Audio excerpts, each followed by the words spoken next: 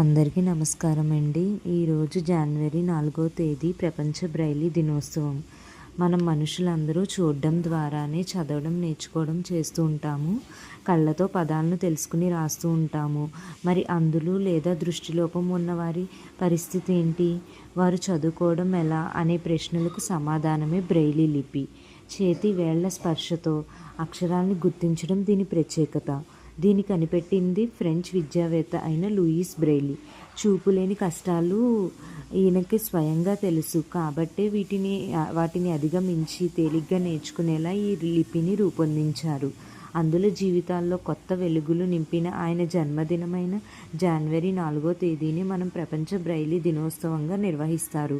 దృష్టిలోపం ఉన్నవారికి కమ్యూనికేషన్ సాధికారిత కల్పించే సాధనంగా బ్రెయిలీ పోషించే పాత్ర, వాటిని చెప్పడంతో పాటు అందుల హక్కుల్ని కాపాడడం కూడా ఈరోజు యొక్క ముఖ్య ఉద్దేశం.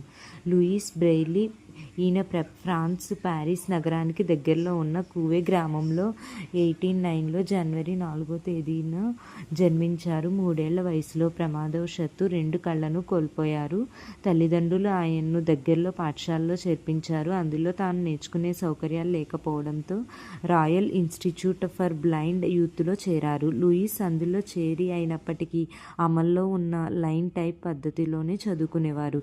ఈ వ్యవస్థ వాలెంటైన్ అభివృద్ధి చేశారు. ఈ లిపి చదవడానికి పనికొచ్చేది కానీ రాయడానికి వీలయ్యేది కాదు.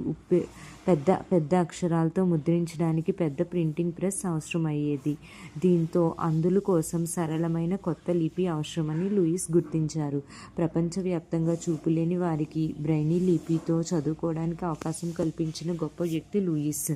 ఆయన సేవలను స్మరించుకునేందుకు ఏటా ఆయన పుట్టినరోజు అయిన జనవరి 4వ తేదీన ప్రపంచ బ్రెయిలీ దినోత్సవంగా నిర్వహించాలని ఐరాస్ జనరల్ అసెంబ్లీ 2018లో తీర్మానించింది. 2019 నుంచి దీన్ని జరుపుతున్నారు. అందరికీ ధన్యవాదములు.